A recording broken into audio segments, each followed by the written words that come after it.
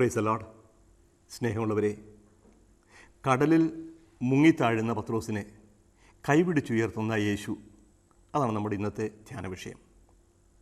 മത്തായി എഴുതിയ സുവിശേഷം 14-ാമത്തെ അധ്യായം 28 മുതൽ 31 വരെയുള്ള വാക്യങ്ങൾ വായിച്ചുകൊണ്ട് നമ്മുടെ ധ്യാനം ആരംഭിക്കാം. പത്രോസ് അവനോട് പറഞ്ഞു, കർത്താവെ, അങ്ങാണെങ്കിൽ ഞാൻ ജലത്തിനു മീതെ കൂടെ നടന്ന് അങ്ങയുടെ അടുത്തേക്ക് വരാൻ കൽപ്പിക്കുക. വരൂ, അവൻ പറഞ്ഞു. പത്രോസ് വഞ്ചിയിൽ നിന്നിറങ്ങി വെള്ളത്തിന് മുകളിലൂടെ യേശുവിൻ്റെ അടുത്തേക്ക് നടന്നു ചെന്നു. എന്നാൽ കാറ്റ് ആഞ്ഞടിക്കുന്നത് കണ്ട് അവൻ ഭയന്നു. ജലത്തിൽ മുങ്ങിത്താഴാൻ തുടങ്ങിയപ്പോൾ അവൻ നിലവിളിച്ചു പറഞ്ഞു, കർത്താവെ, രക്ഷിക്കണേ. ഉടനെ യേശു കൈ നീട്ടി അവനെ പിടിച്ചുകൊണ്ട് പറഞ്ഞു, അല്പവിശ്വാസി, നീ സംശയിച്ചതെന്തിന്? അല്പവിശ്വാസി, നീ സംശയിച്ചതെന്തിന്? പത്രോസ് യേശുവിൻ്റെ അടുക്കിലേക്ക് കടലിന് മുകളിലൂടെ, വെള്ളത്തിന് മുകളിലൂടെ പാഞ്ഞു പോകുന്ന ദൃശ്യം മനോഹരമാണ്. പത്രോസിന് അങ്ങനെയായിരുന്നു. യേശുവിൻ്റെ അടുത്തായിരിക്കണം എപ്പോഴും. ഗലീലി തടാക തീരത്ത് വെച്ച് കണ്ടുമുട്ടിയ നിമിഷം മുതൽ ആ സാന്നിധ്യം അദ്ദേഹത്തിന് എപ്പോഴും വേണമെന്ന് തോന്നി. മറ്റൊന്നും വേണ്ട. അതിനുവേണ്ടി വള്ളവും വലയും ഉപേക്ഷിച്ചു, വീടും കുടുംബവും ഉപേക്ഷിച്ചു, എല്ലാം വിട്ടിറങ്ങി തിരിച്ചതാണ് യേശുവിൻ്റെ കൂടെ ആയിരിക്കാൻ. നിൻ സന്നിധി മതി എന്നെ യേശുവേ എന്ന് നമ്മൾ പാടാറുണ്ട്. പത്രോസിൻ്റെ മനോഭാവമാണ് അത്. ഇത് കടലിന് നടുവിലാണെന്നുള്ള കാര്യമൊക്കെ മറന്നു. ഗുരുവിനെ കണ്ടപ്പോൾ ഇനി മറ്റൊന്നും വേണ്ട, ഗുരുവിൻ്റെ സന്നിധിയിലേക്ക്, ഗുരുപാദത്തിലേക്ക് ഓടിയണയണം. ആ ഒരൊറ്റ ചിന്ത.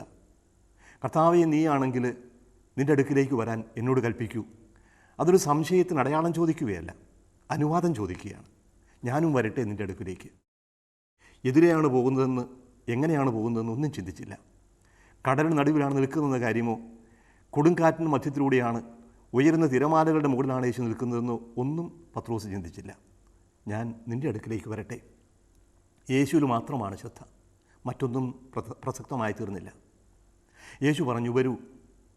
പത്രോസ് ഇറങ്ങി, വഞ്ചിയിൽ നിന്നിറങ്ങി നടന്നു. ചുറ്റുപാടും സംഭവിക്കുന്നതിനെക്കുറിച്ചൊന്നും പത്രോസ് ചിന്തിക്കുന്നതേയില്ല. യേശുവിൽ മാത്രം കണ്ണുകൾ നട്ട് കടലിന് മുകളിലൂടെ, ഉയരുന്ന തിരയുടെ മുകളിലൂടെ പത്രോസ് നടന്നു. പക്ഷേ പെട്ടെന്ന് എപ്പോഴോ അദ്ദേഹത്തിൻ്റെ ശ്രദ്ധ യേശുവിൽ നിന്ന് മാറി. ചുറ്റുപാടും ഉയരുന്ന തിരമാലകളിലേക്ക് കണ്ണു നട്ടു.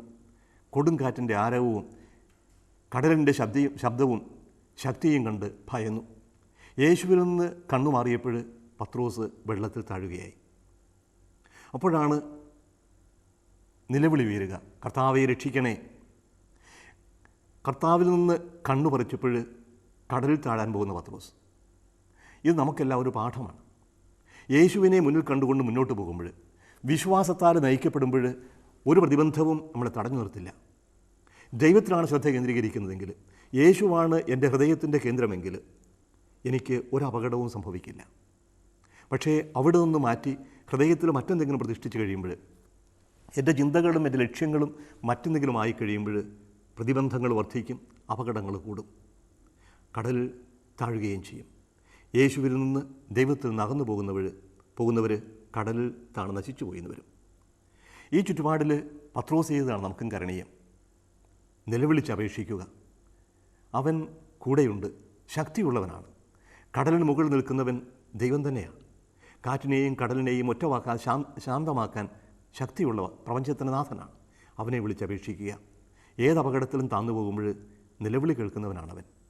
പത്രോസ് നിലവിളിച്ചു, കർത്താവ് കൈനീട്ടി അവനെ പൊക്കിയെടുത്തു. എത്രയോ അനുഭവങ്ങൾ നമുക്കും ഉണ്ടാകും. അപകടത്തിൽപ്പെട്ട് നിലവിളിക്കുന്നവർ, ആ നിലവിളി കേൾക്കുന്നവർ ദൈവമുണ്ട് എന്ന് ഏറ്റുപറയുകയാണ് ചെയ്യുന്നത്. നിലവിളി കേൾക്കാൻ ആരുമില്ലെങ്കിൽ നിലവിളിക്കുന്നുണ്ട് അർത്ഥമില്ല. പക്ഷേ നമുക്കറിയാം, ഒരു നിലവിളിയും കേൾക്കപ്പെടാതെ പോകുന്നില്ല. നിലവിളി കേൾക്കുന്ന ദൈവം നമ്മുടെ ജീവിതത്തിലേക്ക് കടന്നു വരും. നമ്മുടെ അപകടത്തിൽ നിന്ന് പറഞ്ഞ് പൊക്കിയെടുക്കും.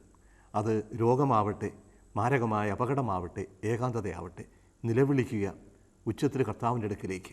കർത്താവ് കേൾക്കാത്തത് കൊണ്ടല്ല ഉച്ചത്തിൽ നിലവിളിക്കുന്നത്, നമ്മുടെ വിശ്വാസം ഏറ്റു പറയുകയാണ്. ആ നിലവിളി കേൾക്കുന്നവരാണ് കർത്താവ്. അവൻ്റെ അടുക്കൽ വിശ്വാസത്തോടെ പ്രാർത്ഥിക്കാം. ആമേൻ.